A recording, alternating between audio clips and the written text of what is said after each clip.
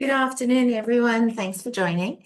Um, to kick it off, let me just introduce myself. My name's Elizabeth, and I'm the owner of Seagull Travel and Tours.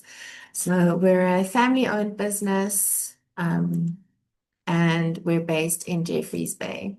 So we have been doing group tours for 30 plus years, and our focus is on small group tours because we do believe that that gives our clients extra added value. But you're not here to hear all about Seagull. I'm sure you would rather hear more about our tours to Uzbekistan and to Tunisia. So let me share my screen with you again, and then we can chat about those tours. So before I do that, before I start sharing my screen in a short presentation with you, I do want to say that I welcome any questions. I think it's best if we ask our questions at the end. So just make a note of anything that you might want to ask. And then when we're finished with the presentation, we'll create some time for questions and answers. So yeah, give me a second. I'll share my screen with you again. And again, thank you for joining us.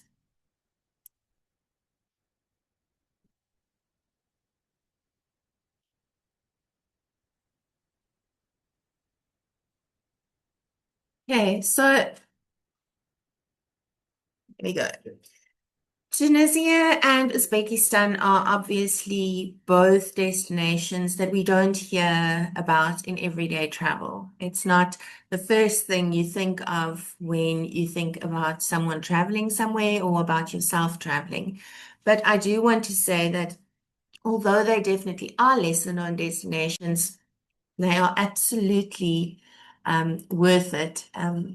The rich layered stories, the history of both of these countries um, it's just really, really interesting. And I've been to both of them and I love both of them for a variety of reasons. So they definitely are both different destinations that I think are worth discovering. Um, and what's nice is when you're traveling with us, as I've said before, for those of you who have just joined and who have just been admitted, Seagull travels with small groups. We use local guides. So in Uzbekistan, it is someone from Uzbekistan guiding us, and the same in Tunisia. We try and work with the same guides year in and year out because this helps us to create a relationship with them, and this also helps them to start understanding who our clients are and how they like to travel. So just something short about Seagull, and then obviously as well to just tell you that I do think that Uzbekistan and Tunisia both are absolutely worth it. Then the next thing I want to say is that the aim with this webinar is not to convince you to book on anything. Um, it is not to get you to sign on the dotted line. It's simply a conversation that I'd like to have so that we can make 100% sure that should you be interested in either of these two destinations, that it is actually also a good fit for you. So if I don't answer your questions in the presentation, again, I'm inviting you to ask me questions so that we can make sure that this is something that you're interested in. Okay. So to start off, I'm going to talk about Uzbekistan and our itinerary there. So this map just shows you a very quick overview of what we're going to be doing. So Tashkent is the capital of Uzbekistan, and that is where we'll be starting our trip. And from there, we fly to Urgench. Now, Urgench is the major city, we can say. And then from there, we drive to Khiva. And then in Khiva, we stay in the ancient city. So, yeah, it's actually quite interesting because my mom and I are in a debate about Khiva and Bukhara. So she loves Khiva, and I'm an absolute Bukhara fanatic. So, it's quite interesting how different people experience the different towns and cities in different ways. So Khiva is really interesting. The ancient city that we stay in is still active. So people are still working there, they're still living there. There are hotels, restaurants, shops, museums. So it's very, very interesting. And anywhere in Uzbekistan where we go, it's completely safe to walk around as well. And that is so lovely. It's one of the things that I find extremely freeing, that whether it's in Khiva or Bukhara, Samarkand, you can actually walk around by yourself as a woman and shop or just window shop or browse somewhere, sit and have a cup of coffee, read a book, journal, and it's absolutely fine and safe to do so. Okay. So I got a bit carried away. Let's go back to Urgench and Khiva. From there, we're going to go make our way to Bukhara. Um, and Bukhara, as I said, is my favorite city in Uzbekistan. I love the old quarter. I love the different markets there. The history is really interesting. And again, it's free and safe. So you can walk around by yourself in your free time, whether it's day or night, and be 100% safe. And from there, we go via Gijuvan, which is famous for its pottery, to Samarkand. And then from Samarkand, we come back to Tashkent before our flight home. So, how would you know whether Uzbekistan is actually the right fit for you? So, I'm sure you know that Uzbekistan is part of the Silk Road, the ancient Silk Road that came from Asia and all the way into Africa. And I think based on that and based on the people who have been living there, etc., it's a very interesting destination in terms of its history and the stories it has to tell. Um, so if you're a curious traveler, if you're interested in history, if you're interested in different cultures, if you want to do to take beautiful photographs, this is really one of those destinations where you just won't get enough. You don't have to be a history fundi or history buff to enjoy Uzbekistan at all, but if you are interested in history, you will be blown away. And as I said, despite the fact that it's got a very rich, very layered history, it's also fun and there's lots of creativity with the carpets and the Suzanis. The food is brilliant, the shopping is fantastic. So there are loads of different experiences, a variety of experiences that you can actually participate in during the tour or have during the tour. So whether it's walking in Khiva, as I mentioned, it's safe, or sitting and having a cup of tea in Bukhara. We also make plov with the family in their kitchen in Samarkand. So except for the history, except for the shopping, it really is also a rich experience with different things that we bring into the itinerary. Okay. So I'm just going to go through and show you a couple of photos of some of the things that we will see in Uzbekistan. This photo was taken in Khiva. Um, yeah, as I said, lovely, lovely textiles, embroidery, carpets. Yeah. So I've spoken about our tours. I've spoken about the fact that they're small and not overwhelming. And I think that's really important because there's a difference between 10 ladies getting off a bus, going to buy a cup of coffee and using the restroom, and 40 people getting off the bus, buying a cup of coffee and using the restroom. It just takes extra time. The guide doesn't get to know all 40 people. So yeah, that really is important as well. Okay.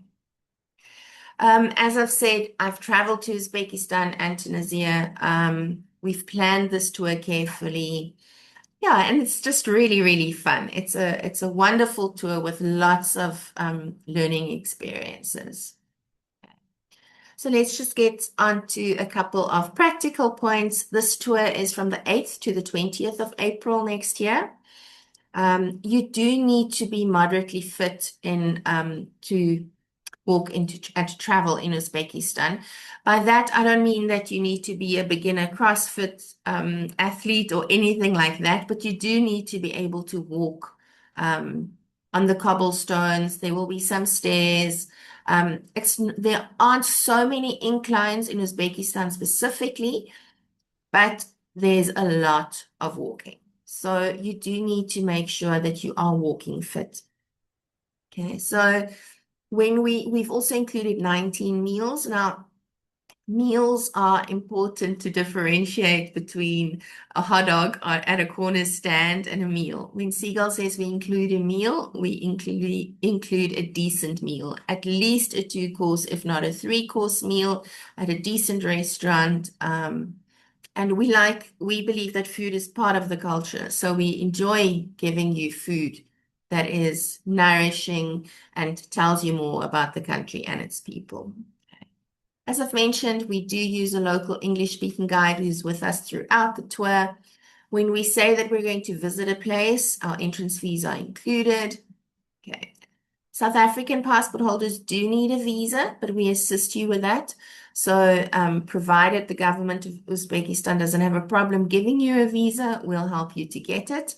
And then accommodation, it's important that you know that we stay in central hotels and hand-picked ones. So we're not going to have you stay an hour and a half outside of the city on the outskirts, and then you can't do anything at night in your free time. Right, and then we do make use of a decent bus, which is there at our disposal. This photo was taken in Bukhara. Yeah, it's so atmospheric and just such a lovely, lovely experience. Okay. Anyway, talking about the costs for Uzbekistan works out to about 70,000 Rand. So what happens is if you decide that you want to go on a tour, you pay your deposit, which is 30,000 Rand, but you can pay that in stages should you wish to. And then 2 months before departure, we invoice the group. We invoice the entire group on the same day, and you will be notified of what that day is. And then you have 48 hours to pay the balance of the tour. So the land arrangement cost is 2,290 US dollars per person sharing. And on the day of invoicing, we'll use that day's rate of exchange. So if you're going to be sharing with someone, then you take the 2,290 and then you also add your internal flights and your international flights, and the cost comes to, as I said, just below 70,000 on today's exchange rate, more or less. So that's the story about Uzbekistan. Before I move on to Tunisia, I'm going to stop sharing. Perhaps there are people who have questions about Uzbekistan now, and then we can carry on with Tunisia. And I'm going to switch my camera back on so you can see my face. And if anyone has a question, you're welcome to either unmute yourself, put up your hand, you can type it in the chat bot or in the chat screen, whatever. And yeah, just let me know and I'm more than happy to answer any questions.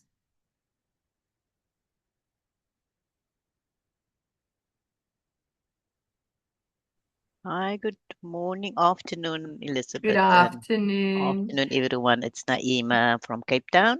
I'm just wondering, so I know Uzbekistan is like over 90% Muslim, and I know I look through the itinerary, there are lots of visits to the mosques.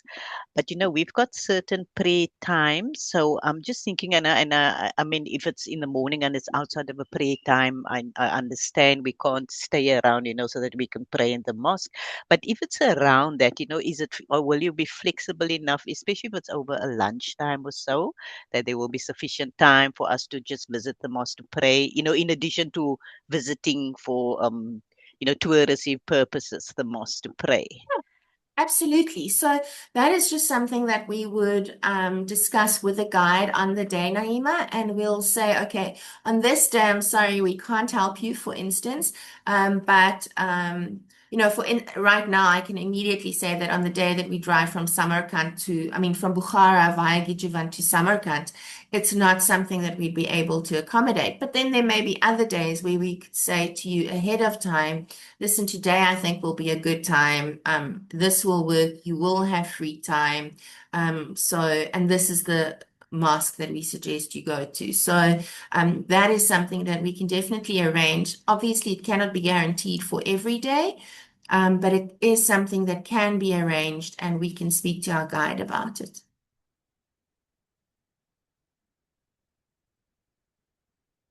Perfect. All right. If there are no more questions regarding Uzbekistan, then I'm going to stop sharing or start sharing again and put my video off, but I'll just give you 3 more seconds to put up your hand or unmute if you do want to ask a question.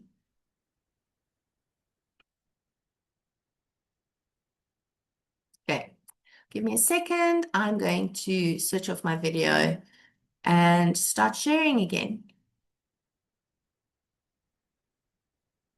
Okay. Right, so Tunisia, completely different to Uzbekistan, but just as close to my heart. So Uzbekistan obviously is in the northern part of Africa. And I think it is just one of those countries that people don't know enough about, and they don't realize what amazing experiences and sites there actually are. You'll actually be blown away by the Roman history in Tunisia that you probably didn't expect to find there. So Tunisia, what we do is we fly from Joburg via most probably Istanbul to Tunis. And then from Tunis, we go to Hammamet, which is very close to Tunis, and we stay there for as a base for our sightseeing. From Hammamet, we go to Sfax. And then from Sfax, we go to Duz and Tozeur. So that becomes more of an inland desert experience where Hammamet is coastal and Tunis. And then Kairouan is also still more desert inland experience. And from there, we go back to the coast to do Hammamet and Duga and Tunis again. Okay, so what's really nice is when you're in the inland areas of Tunisia, it feels like you're more in the Sahara, in the desert, it gives you more feelings of Morocco, where when you're at the coast, it's definitely more Greece, Mediterranean feelings that you get. Okay, so it's a nice combination of different things. Okay.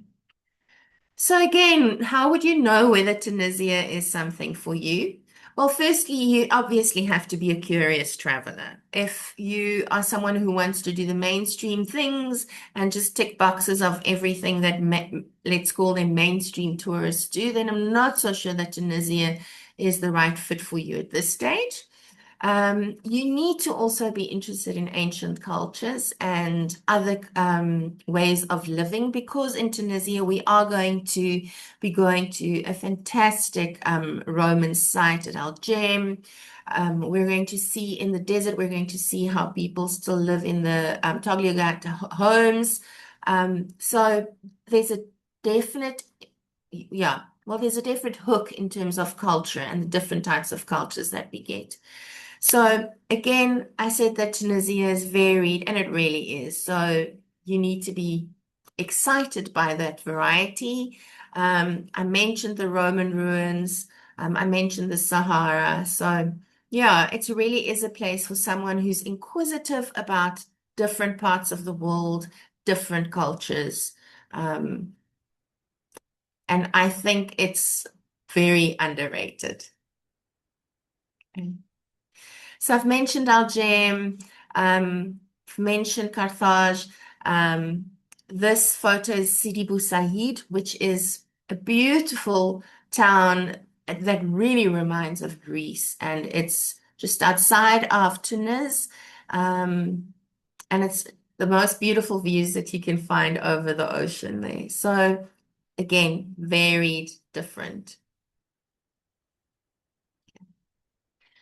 So Seagull has been to Tunisia. I've been to Tunisia a couple of times. We've planned this tour from site to site, from city to city. We've tried to include moments where people can have time to reflect, to take things in, time on their own. Our hotels again are handpicked. We try and stay in the historic Medinas where possible, or at least within walking distance of those. The food in Tunisia again is fantastic. Um, I Yeah, I don't know what else to say except that it's really, really delicious. It reminds a little bit of, not a little bit, it reminds a lot of Moroccan food, Egyptian, that kind of culture. Yeah, well, those cultures do have some intertwining. So that's the kind of meals that you can expect there. Um, Again, we're going to be traveling with a small group and we'll have our own private bus and a fantastic guide who'll be traveling with us. So, yeah, again, why travel with Seagull? I think the most important thing is that we've been there and we've done it and that we know where we're taking you. Um, that when we say that something's included, it is included. And if there's an optional activity that you can do, we always aim to tell you in advance that there is something optional that you can do. So we take all the stress out of planning for you. You literally sign up for the tour and travel with us. Right. So a little bit of Tunisia's information. Um, First things first is the travel dates of the 26th of April to the 8th of May. I would say that for Tunisia, you still need to be able to walk because you want to walk in the Medinas, etc.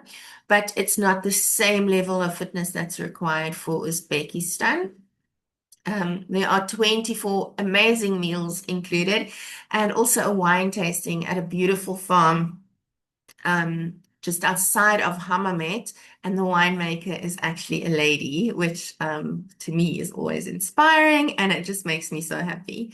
Um, as I mentioned before, a wonderful local English speaking guide. The entrance fees, if we say it's included, if we say you're going to go to a museum, we're going to take care of the entrance fees. And then in terms of visas, we don't need an actual visa, but we do give them some paperwork when we enter the country. And then I've mentioned the accommodation. That's absolutely wonderful. Okay. So this tour comes to just under 100,000 Rand if you add the land arrangements and the air tickets, etc. Same scenario with a deposit. And I think it's a really great value for money. And the thing that excites me about both of these countries is that both of them are still, well, especially Tunisia, because Uzbekistan is just on the map at the moment, but both of them are relatively unknown and there aren't so many crowds compared to some of the other destinations in the same well, they're not in the same geographic area. I understand that completely, but they're more off the beaten track destinations. They offer the same types of travelers, and these two countries are definitely less known than, for instance, your Morocco, etc. So I think it's a good time to go now before everyone else discovers it too. Uzbekistan is already experiencing complete influx of people. So I would suggest that if Uzbekistan is on your agenda, you do it sooner rather than later. Okay. Yeah, I think I've mentioned all of these things. I said we're family owned, and that we're not part of a large group, but I think that gives us personality, and we've been doing this for many, many years. The first group tour my mom took was in 1994 when I was 12 years old. So, yeah, we've been in the game for a long time, and it's just part of who we are. I'm going to stop sharing my video. Stop sharing my screen and put on my video again because I want to thank you all for joining. And I do want to kind of open the floor, yeah, give you guys opportunity to ask some questions if you have some.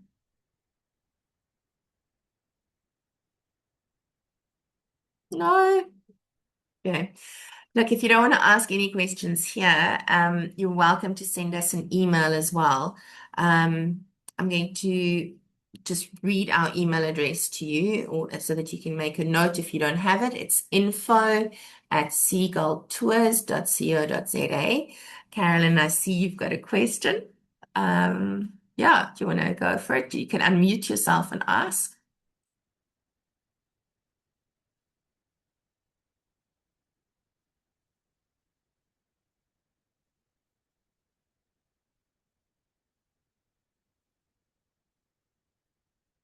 Don't know if you want to rather put your question in the chat. Okay. While we wait for Carolyn to unmute yourself, what I was saying was that you are more than welcome to send us an email to info@seagulltours.co.za or give us a call, and then we will gladly answer any questions that you didn't want to ask here. We'll answer them on email.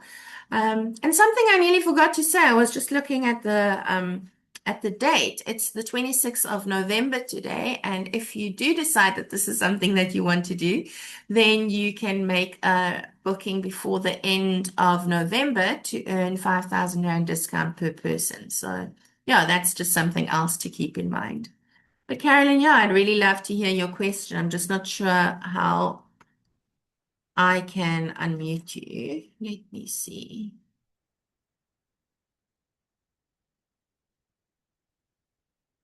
Yeah, I'm not able to unmute you.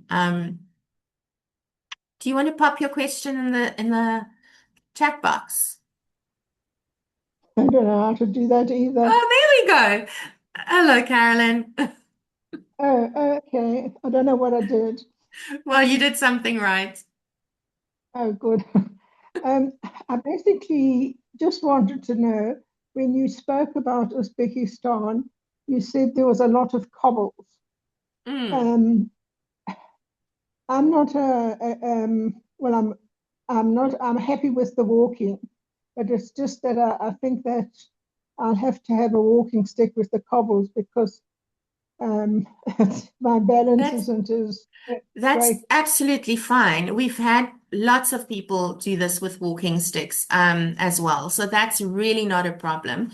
And I mean, in fact, last year, no, I'm sorry, this year, at the beginning of this year and on our trip in October, we had clients who really weren't mobile at all. And we only discovered that during the trip. And we assisted them as much as possible. We got wheelchairs for them and we put them on little golf carts we needed. So I completely understand that you're not there and that you don't need a wheelchair. But I don't, if you're happy with walking and you can walk a couple of let's say 2 kilometers or 3 kilometers, as long as it's flat, then you'll be absolutely fine and you can just take your walking stick with you.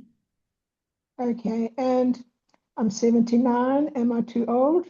No, you're not too old. The question is, are you fit enough? That's the only thing. So we don't discriminate against age. My dad turns 80 next year, April, and he is still as fit as a fiddle. Yeah, I don't think there's an age issue. It's simply, are you going to be able to do the distances or the walking, I should rather say. And that would be a question whether you're 25 or 79. Again, it's just I didn't want to be joining a whole crowd of youngsters who went out razzle dazzling every night. No, not at all. I mean, you saw the photos that I showed. That's our general age group. So it's people from, let's say, 45 to however old, you want. Yeah, 80, Yeah. 85. Okay. Thank you very Yeah. much. Sorry And for the that. other thing I think is important to say as well, Carolyn, is on our tours, we're not like you have to be there and you have to do certain things with us. If you can't join us for a day, then that's completely fine. The only thing we do ask is that you keep us informed so that we don't keep the group waiting. So if maybe one day you decide, listen, I've had enough of all this walking around and whatever, and I just want to have time on my own, then you just tell the tour leader and the guide, listen, today I want to do my own thing. Just count me out. I'll see you at dinner or whatever the scenario is. So as long as we know where you are and we're not keeping the rest of the group, there's no expectation on you to have to join every single activity. Okay. No, that's wonderful. Thank you. No, And no thank you problem at for all. If there are any other questions, I'd love to answer them.